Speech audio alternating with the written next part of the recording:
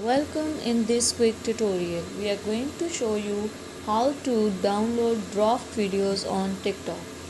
It's super easy and we will make sure you get it right. Just make sure you are logged in and using the latest version.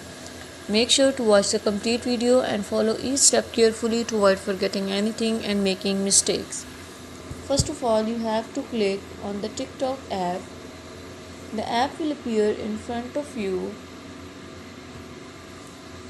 You have to click on the profile. This type of screen will appear. You have to select the draft videos. Now select any video which you want to download in your phone gallery. Click on that. You can see the option below the setting, there is save. Click on this save icon. Your video will be saved in your gallery.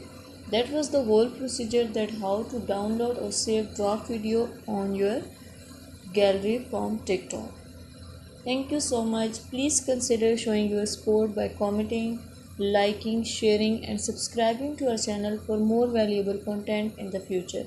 Your engagement is highly appreciated. I wish you very good luck. Thanks.